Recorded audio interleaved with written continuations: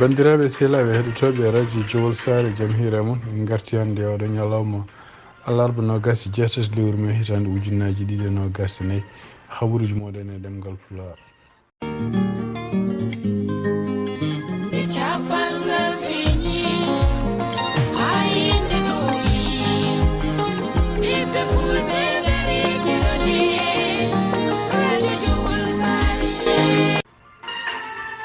habaruji meɗen hannde oɗo ñalawma alarba puɗɗoɗen d'abord koko fati e weeyo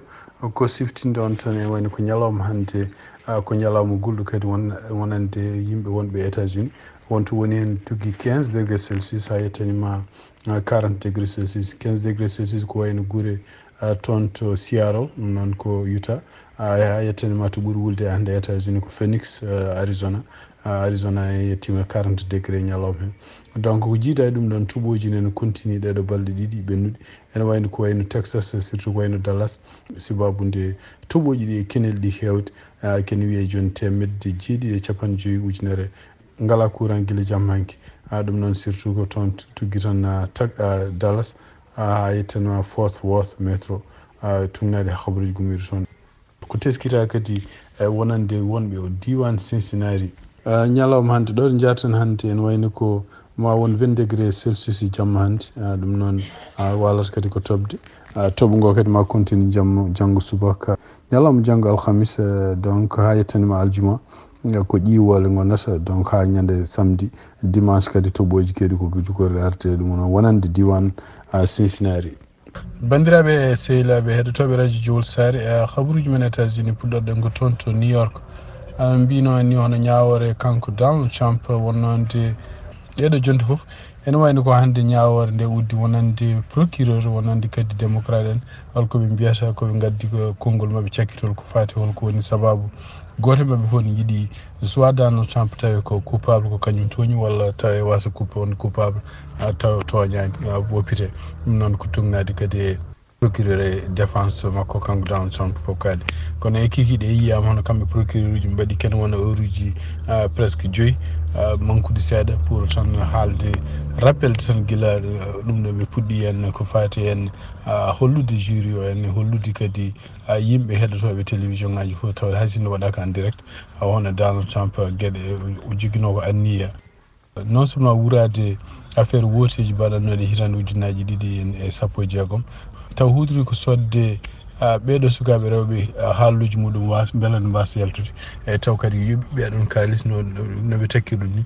taw kañum hoore mum yoɓi ko ɓeɗon rewɓe kalis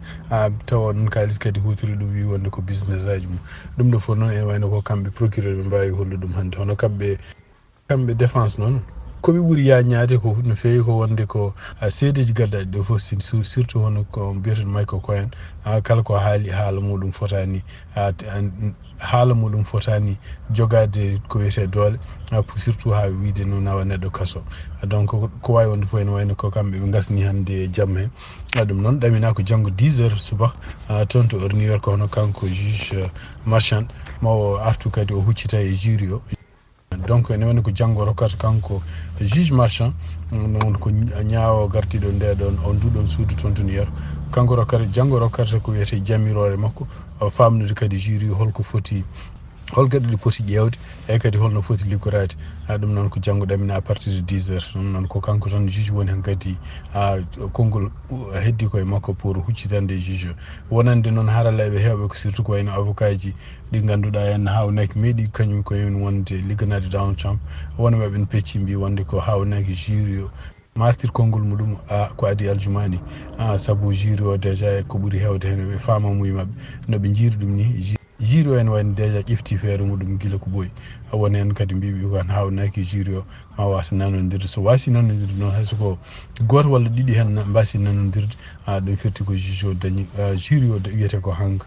firti koɓe nanodira hen donc ko ɗon ñawor haɗata donc wawi wonde fof ene wayno ko janggo à partir de 10 heures ɓe dentata kadi pour heɗade hono kanko juge toon to New York ko fati jamiroje holno ɓe poti hol ñawore ɓe poti fawde Donald Trump tugnade kadi koɓe keeɗi guila tugnade e kadi koɓe keeɗi walla famamuye mabɓe e ummade procureur ummade défense ɗeɗo jentu ɓennuɗe hande toon to New York yenom hande kadi subaka hono kanko président Joe Biden hono campagne makko kadi ne waɗi toon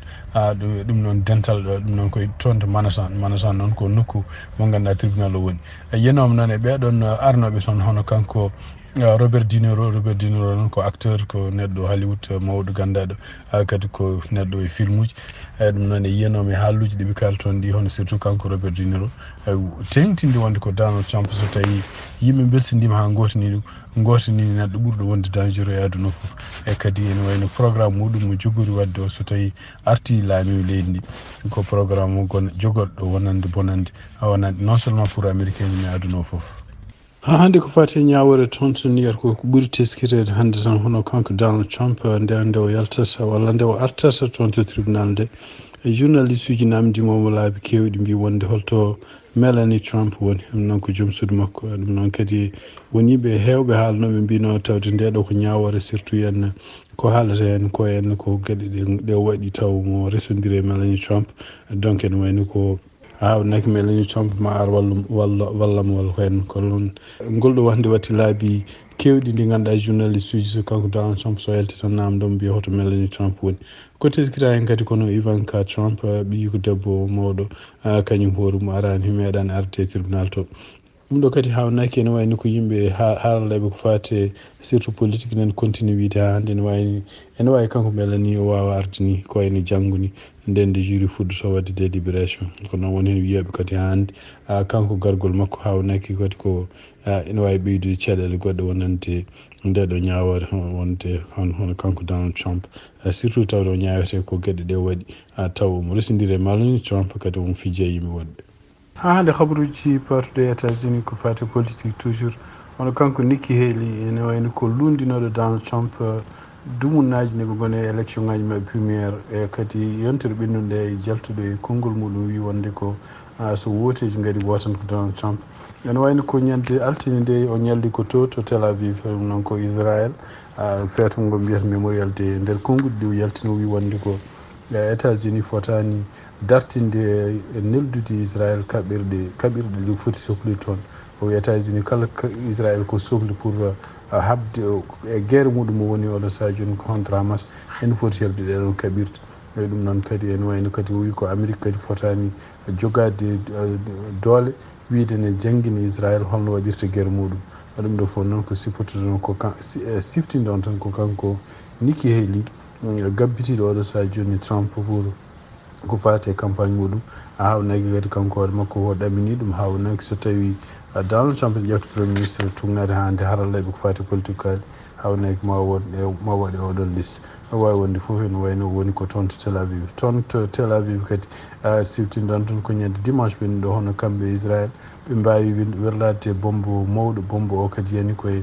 camp goto gonɗo toon to Rafa camp o kadi ene wayno wari ken wona 49 neɗɗo oɗo saha joni ene wayno ko oɗo ɗum ɗo ko ɗum woni ko haalte oɗo saha joni sibabunde oɗon nokku ko nokku kadi yimɓe réfugie walla yimɓe doɓɓe bonnandeji to banggueji goɗɗi surtout kadi e yamiroɗe mabɓe yoppa toon donc holko woni sababu ɓe nelda toon ɗiɗon bumboji ɗum noon e tugnade konguɗi gummiɗi toon to Maison Blanche hono kamɓe gouvernement makko kanko président Joe Biden ɓe mbaylani hande konguɗi ɗiɓe kalno ɗi henna pour wiide wonde koye e mbatti haqqillaji mabɓe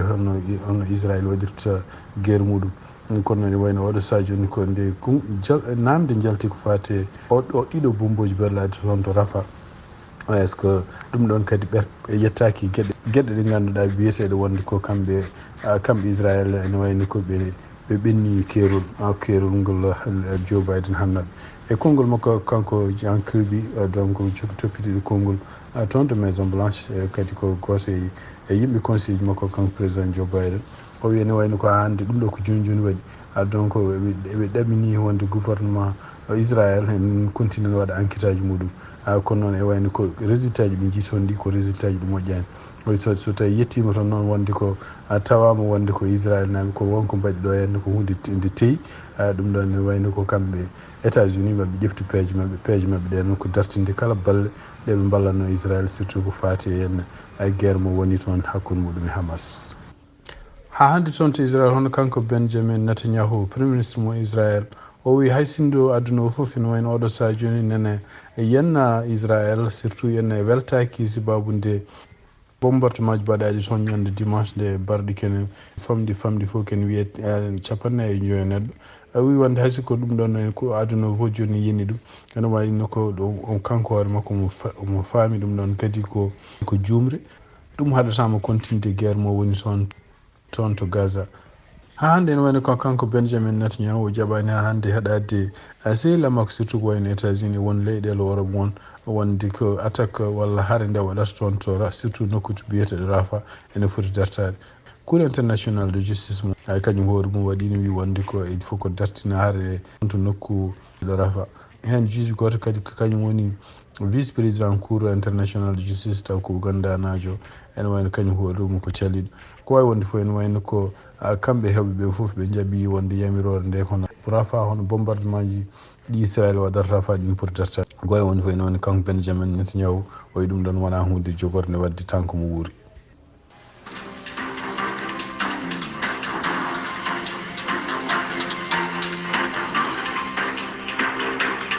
bandiraɓe sehilaɓe heɗotoɓe radio Diol Sar ko ɗi habaruji min jogon noon hannde e ɗemgal Pulaar siftinde on tan hannde ko alarba 27 lewru mai hitande ujunnaji 2024 yan mbaali jaam ko musidɗo mon Amadou Touré haldane mon jarama.